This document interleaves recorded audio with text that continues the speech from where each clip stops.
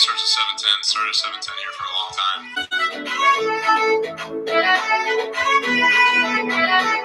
What's up, everybody? Welcome back to the 10After7 podcast with your host, Michael Cody Stephenson. It's episode 29, and this week, a lot of stuff went down.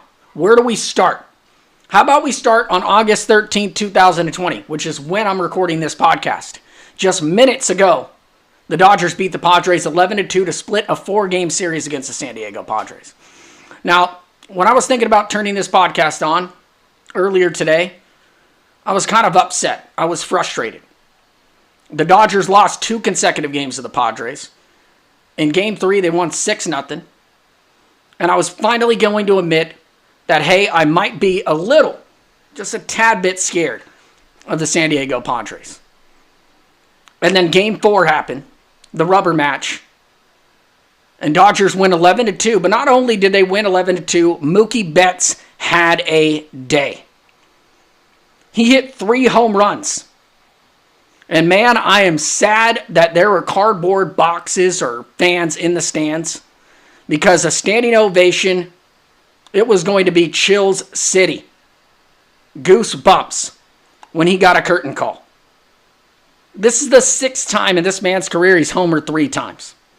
He's 27 years old. Let me give you a stat. He's just the 3rd player in Major League history to have 6 career 3-homer games. The other guys, Johnny Mize and Sammy Sosa.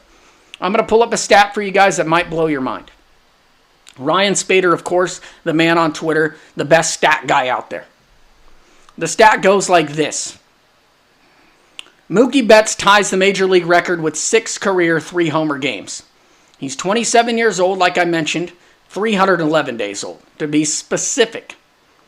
The 2 others that have 6 career 3-homer games, they did it when Johnny Mize was 37 years old, 251 days.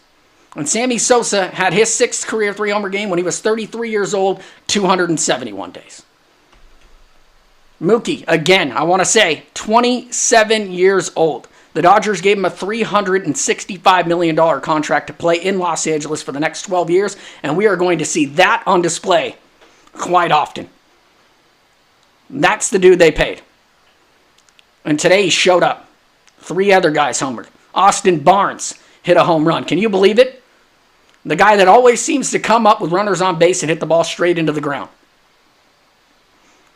So they split the 4 games with the San Diego Padres. The Rockies have been on top of the NL West. But the Padres have this new swagger. And I love it, to be honest. I love when that new team comes around and has a little pep in their step, thinking it's their time. Let me tell you right now, it's not. It's not your time, and I don't know when it's going to be your time with the core the Dodgers have in place. But I like it, because every slide into second means a little bit more. Every at-bat has a little more significance. And there's a dude who's going to be on the Padres for probably the next 10, 15 years. If they're smart and they lock him up. I heard there's rumors there's already extensions talk happening to lock up Fernando Tatis Jr., one of the most talented players in Major League Baseball. Shortstop phenomenon. I will rave about him all day. But he's my public enemy number 1. Even last week when we played the Padres, he had a slide at home, got up, started chirping to Austin Barnes. And I said, all right, this is the guy. He's their new motor. He gives them that swagger that they probably needed the last 10 years or so.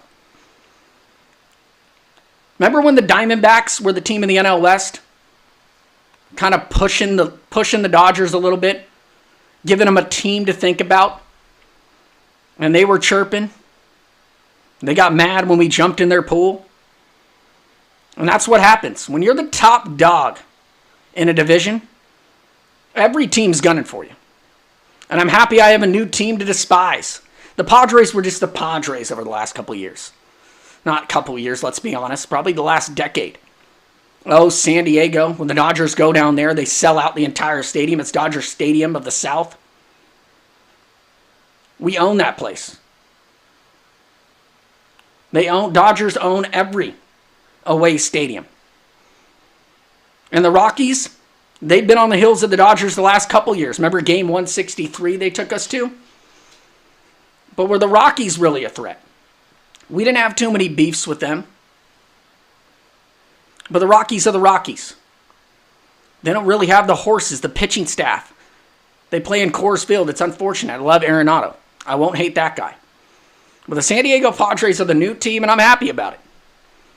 I'm truly happy that this is going to be the team that's going to kind of push the Dodgers a little bit. And they have a good pitching staff. I know they have a good farm system. They got a pitcher named Mackenzie Gore. By all accounts, is going to be a hell of a left-handed pitcher in the major leagues one day. And then you got Tatis, Machado. You got Grisham, Will Myers, Hosmer. They got a good team. But it's not your time. Take a seat. Keep chirping because I like it. I love nothing more than the benches chirping and a possible bench clearing brawl happening at any moment. So I like the pep in your step, but let's remember who has won the last 7 NL West division titles. But I'm happy for it. I'll give you a pat on the back. So I'm just a tad bit scared. Not really, though. We see when the Dodgers bats are alive what they could do. We see when their bullpen is on point how dominant they could be. Yesterday's game, when they won 6-0, bullpen came out and pitched 4 1/3 scoreless innings. Gross. Jansen pitched great. Brewster, Bazooka, Gratterall is my guy. And Manny Machado, you got to feel bad for him. Pitching Ninja, the follower on Twitter, follow him. He just has pitch sequences of guys getting absolutely embarrassed. And Manny Machado has been on that video for about the entire week, it seems like. Dustin May got him twice. And then Brewster last night on 3 consecutive pitches made him look silly. He's been on skates. So that's all I have to say about the Padres. I texted my buddy probably a week and a half ago, Kyle Slowey. I just sent out a little feeler. I said, hey, should I be afraid of the Padres? It's new territory. They've never posed a threat. I wasn't going to take it public, but I'll say I'm a little bit scared, but we know how good the Dodgers are capable of being. So I had to start the podcast with Mookie Betts' 3-homer game. And man, I wish fans were there. I wish I was in attendance to have Mookie Betts' first curtain call, because it would have been a hell of a moment. Now let's get into what happened this week in the sports world. Kind of big news. College football. You cannot possibly take away college football from me. I need my Saturdays in the fall. There's nothing better. I'm crazy. You might not be one of the crazy ones that wakes up at 6 a.m. to watch College Game Day. It's the only pregame show in all of sports worth watching. But I do it. And then once 9 a.m. hits that first kickoff, I don't care if it's Maryland, Indiana. I don't care if it's Kentucky, Louisville. I'm cracking my first beer at 9 a.m. and I'm going full throttle to that late night Pac-12 game and still drinking. And why do I love Saturdays? Because on Sunday you could wake up, remember, if you can remember to set your lineup in fantasy football, and watch NFL games hungover. But everyone knows Saturday is college football day and you don't got to worry about how bad your hangover is the next day. And I'm on record saying I like college football more than the NFL. The rivalries, the pageantry, the bands. It's all there. So this week, on Tuesday, the Big Ten and Pac-12 decided to postpone their college football seasons. It was their decision. Commissioner of the Big Ten, commissioner of the Pac-12, for whatever reason, hopefully it's for the safety of the players, they said, no, we're postponing the season. Now, when you think of college football, you immediately think of the NCAA, but we haven't heard a single peep from the NCAA. Not at all. We only hear from them when they lay down the law, when they're putting their foot down on improper benefits, whether or not a kid can transfer or he has to sit out a year, it's bogus. Anything we hear about the NCAA, not good. So they're not the ones making the decisions. The people that hold the power are the commissioners of the Power 5 conferences. And for years we've heard, will the Power 5 conferences just distance themselves from the NCAA? Branch off, create their own entity. And now we have the conferences going separate ways. So if you thought that was going to happen, probably not. Because 2 of the top Power 5 went this way. And then you have the Big 12 SEC and the ACC saying, nope, we're playing the season. Greg Sankey, the commissioner of the SEC, is confident. He went on Dan Patrick this week, was more confident than ever that saying, hey, we have a plan. We pushed our season back to September 26th. We have no full contact practices going on right now. We're putting our heads down. We're having a season. And it's a tricky situation. A lot of these schools have kids coming back on campus. So these commissioners probably think, hey, if students are coming back on campus, why not have our football season go on? And I don't know who's right and wrong with these decisions.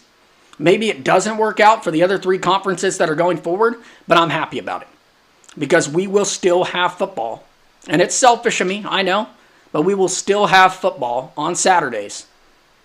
And we're going to have some good teams still left. The college football playoff can still happen with the likes of Alabama, LSU, Georgia, Clemson, Oklahoma, Texas, Blue Bloods. I like what Steve Spurrier came out and said. He said, hell, just let the ACC and SEC play out their seasons. They're the 2 teams that are going to probably play for the national championship anyways. So there's hope. Will I miss the Pac-12 and Big Ten? I will. I'll admit. I'm a big USC fan. I know the down years have happened over the last couple of years. So I'll miss rooting for them. But I'll find another team. I fell in love with Georgia football a couple of years back in 2017 when I went to the Rose Bowl. College football runs in the blood of those people in the South. So I'm going to be all about them dogs. But I thought it was an interesting nugget from Dan Patrick this week. He said on Monday the announcement was coming from the Big Ten and Pac-12 on Tuesday. But he said this. It's an interesting wrinkle. He said the Pac-12, I hear, doesn't want to be the first team or the first conference to postpone their season. Because the last couple of years, the Pac-12 has been considered the soft conference out of the Power 5. Yeah, they have an Oregon, an occasional UW. SC's been down. Those teams kind of throw their name in the hat to potentially play in the college football playoff. But towards the end of the season, their resume is not good enough. They may stumble against a Washington State or Oregon State, and there goes their chances. So the Big Ten and Pac-12 are married. They're in bed together. You do know that the Rose Bowl every single year on January 1st, it's the Big Ten champion versus the Pac-12 champion. So I'm guessing the Pac-12 called the Big Ten up and said, hey, we're not going to go forward with this. We know we can trust you guys to just take the hit for us. Be the first team to call off, postpone the season. Tell people we might be able to play a spring football season, maybe start it in January or March. But just you guys be the first one. Because we don't want to be the first conference. We're already considered soft. So Dan Patrick broke that news. I thought it was very interesting. But I do not know what's right or wrong. Who knows? We're up in the air. Every sport's up in the air still. The NBA has their bubble. It's working out great. NHL, bubble, great. The other sports not in bubbles, MLB, let's face it, they're going forward with it. But the St. Louis Cardinals, if you don't know, they have a overall record of 2-5. They played 5 games, while the rest of the teams have played 20 plus. How they're going to make up those games, I don't know. But then there's layers to this college football thing. The first tweet that came out when the Big Ten made their announcement was from Justin Fields, quarterback of Ohio State. Most likely the front runner for the Heisman Trophy other than Trevor Lawrence. He's a big name. His first tweet was SMH, shaking my head. So then you think about it for a minute and you go, man, I feel bad for Justin Fields. He's going to lose out on this season. He's a Heisman candidate. Can he possibly transfer? Well, the NCAA, because that's when they'll stick their head out. They'll put their nose in it and say, oh, you want to transfer? We'll make that decision. So can Justin Fields transfer to maybe an LSU? They just lost Joe Burrow. You know Ed O is going to make that call. And there's rumors out there that next week, that information will come out. The NCAA will meet their committee, and they're going to make their decisions on whether players from the Pac-12 and Big Ten will be able to transfer to one of these other three conferences. I don't know what's going to happen, but I know three conferences is enough to have a college football playoff, especially with the powerhouse teams they have. The NCAA did say something. Mark Emmert, I don't even know what he looks like. I just know his name. He's the president or chairman or whatever for the NCAA. He said all fall championships are canceled, except the FBS, college football. College football is king. And the NCAA knows it's the moneymaker. So that's the only thing we've heard from them. That college football is going forward. All other sports in the fall, canceled. We're going to get college football. And I hope it works because I need my Saturdays. And if I don't get my late night Pac-12 games, when I'm itching to throw in a bet to make back the money I lost all goddamn day, that's fine by me. Because I'll still be up at 9 a.m. I'll still be watching College Game Day. And I'll still be rooting for the Georgia Bulldogs. Because that's my team. I could take off a year of USC football. Hasn't been great anyways. So that's the news that's out there about the NCAA. And it's fluid. You're going to hear a lot more. But just know that we still have hope that college football will happen in the fall. And Pac-12 and Big Ten, they can figure it out. If we get 2 college football seasons, one in the fall and one in the spring, I'm all for that. I just hope everyone's safe, everyone stays healthy, but I need football. Now let's move on to the NBA. Today was the biggest day in the NBA bubble. It was for the play-in. Who was going to be the 8 and 9 seeds in the Western Conference to have their play-in games and have the gift of playing the Los Angeles Lakers in the first round. Now, if you watch the Lakers in the bubble, it hasn't been pretty, but that's what the tune-up games have been for. Work out the kinks. They locked up the number 1 seed, the third game in, so they've been giving guys minutes. A little bit too much Dion Waiters and J.R. Smith for me personally, but it is what it is. They lack guard depth. Alex Caruso, I talked about it last week on the podcast. He's the guy right now. He has to step up along with Kyle Kuzma, along with Dwight Howard, JaVale McGee. They got to pick up the slack. But Anthony Davis and LeBron James are still there. So who do the Lakers want to play? If you're a Laker fan, who do you want to play in the first round? Because the play-in game is official. It's the Memphis Grizzlies versus the Portland Trailblazers on Saturday. The Grizzlies fell out of the 8th seed. They're the 9th seed. They have to beat Portland twice to play the Lakers. And I'm here to tell you that's not going to happen. As good as Ja Morant has been this year, the odds-on favorite to win Rookie of the Year, hell of a talent, going to be great in the league for years to come. But he can't do it alone. They lost Jaren Jackson Jr., they lost Justice Winslow. They ain't beaten the Blazers, I don't even think, one time. And then you look at the Blazers. Do the Lakers really want to play that guy named Damian Lillard? This past week, he dropped 50. And then he came out again against the Dallas Mavericks in a must-win game, and he dropped 61, tying his career high, and he said, put some respect on my fucking name. Like we didn't already have respect for Dame Lillard. If you're a basketball fan, he's one of your favorites. There's dogs, and then there's dogs. Damian Lillard is a fucking dog.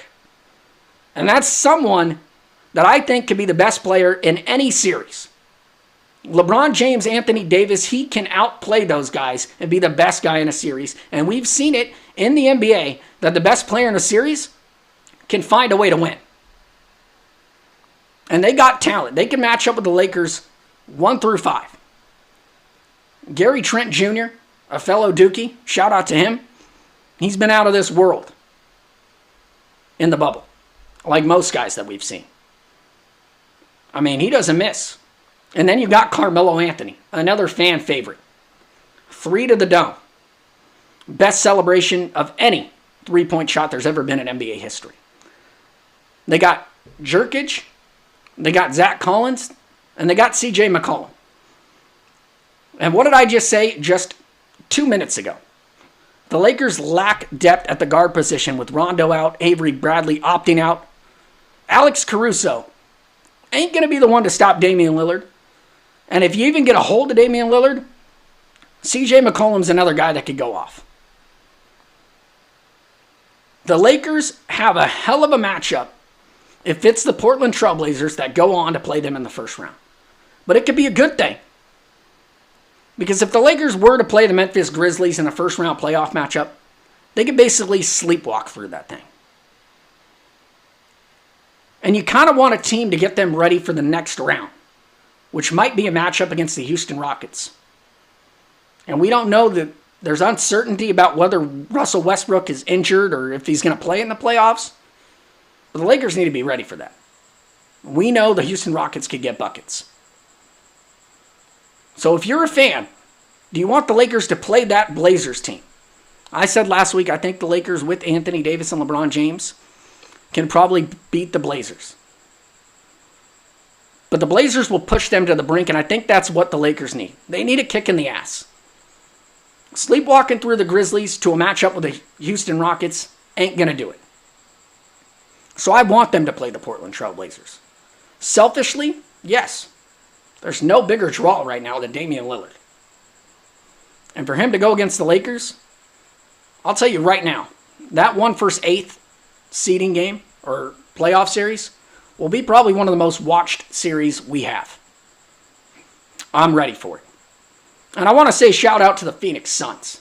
I never met a Phoenix Suns fan in my life, but I'm feeling for you today. You guys went 8-0 in the bubble and couldn't find a way to get into the playoffs, to get into that play-in game. You needed a lot of stuff to happen today, and it clearly did not. And Devin Booker, if they're giving out bubble awards, I think he would finish probably second to Damian Lillard for MVP. And there's already whispers. Draymond Green got fined last week for going on Inside the NBA and saying, get Devin Booker out of Phoenix. And I've never been a part of that, but that's got to suck when you're a fan of a team and people are already talking about your star player dipping out on you. But shouts to the Suns and whatever Suns fans there are out there. I know there's a couple. They were good in the early 2000s. They had their little rivalry with the Lakers. I remember it like it was yesterday. And Kobe ended up shitting on you guys. But that's rough. And if you want to talk about the other LA team, the Clippers are going to take on the Dallas Mavericks in the first round playoffs, and that's going to be something. You want an upset pick for the first round? I would say go with the Dallas Mavericks over the Los Angeles Clippers. Because we haven't seen the Los Angeles Clippers put it all together. And Luka Doncic is another guy that could be the best player in a playoff series. So that's what I got for the NBA. Laker fans, make your decision. Do you want the tougher matchup with the Portland Trail Blazers, which there's a slim chance. There's guys out there.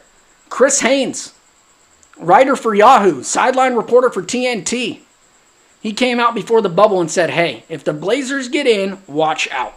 Chris Mannix from Sports Illustrated said, Blazers are my pick if they get in to go to the finals. Charles Barkley, take it with a grain of salt, said the Blazers can knock the Lakers out in the first round. So it's nothing new. I'm not the first one to say this. But I want them to play the Blazers, get a kick in the butt, and go on the quest for another championship. So that's NBA talk. I'm fired up. Next week, we got playoffs. We got 7-game series. None of this bubble 8-game tune-up shit anymore. Fire me up. The NFL. What's the news there? This is kind of weird. And it might be, this actually took me back a second and said, am I too big of a sports fan?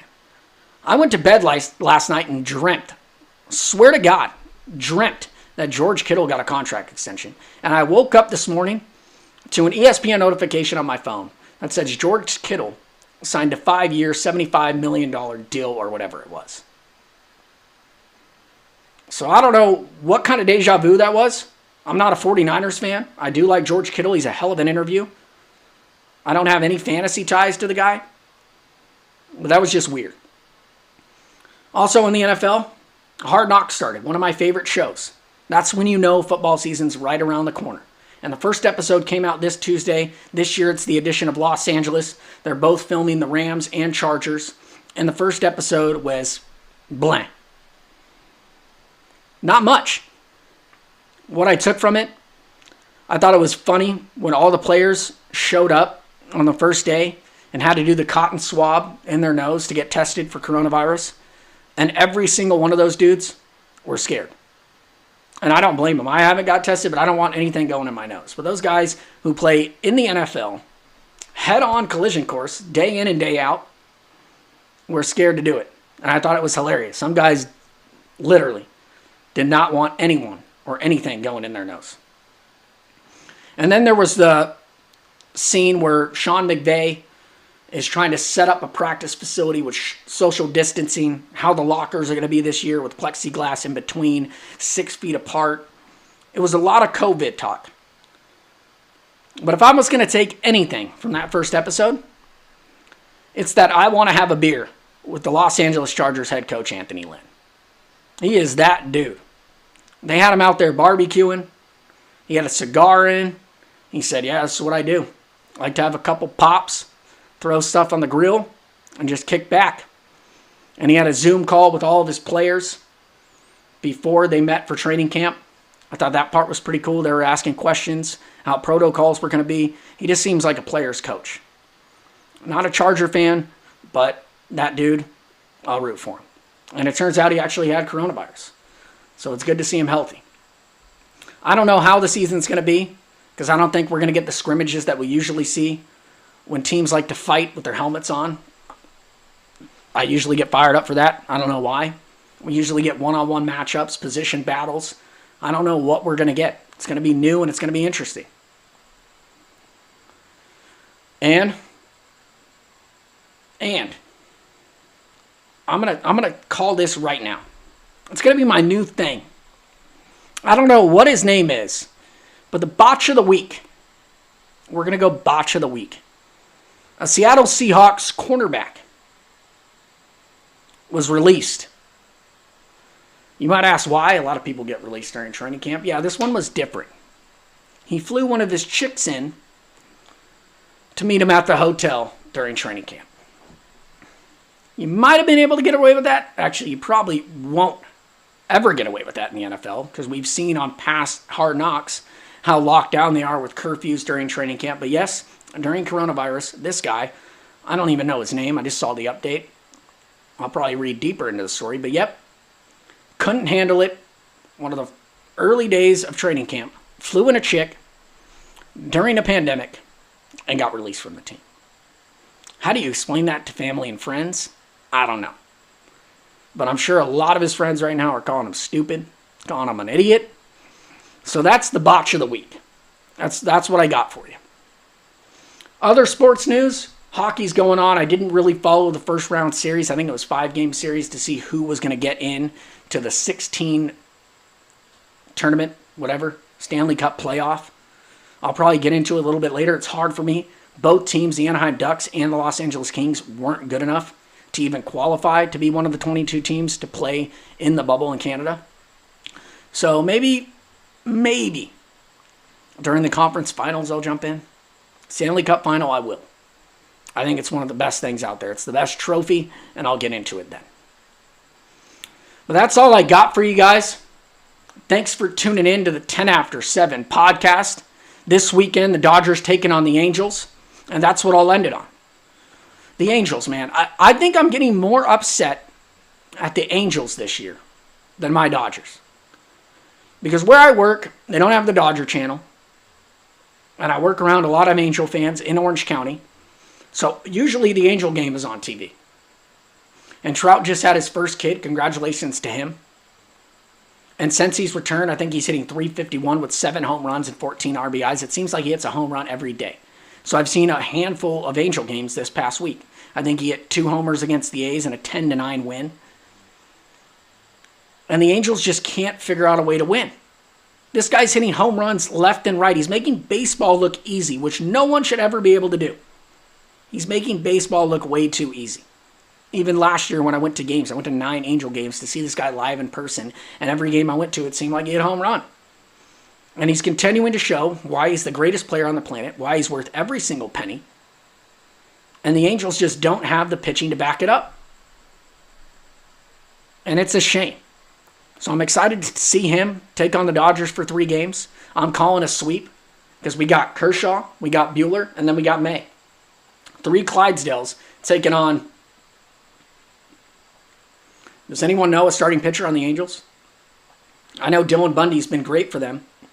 Hopefully he pitches this weekend. Hopefully he pitches all 3 games. Because they need to win more. But this weekend, I'm chalking it up right now. It's a sweep for the Dodgers. Hopefully Trout doesn't hit any bombs against us. And hopefully Mookie Betts stays hot. I'm fired up for the Freeway Series. I hope you guys are too. So thanks for tuning in to the 10After7 podcast. You can follow me on Twitter at 10After7 and on the Instagram at 10_after_7. I'm out. Woo!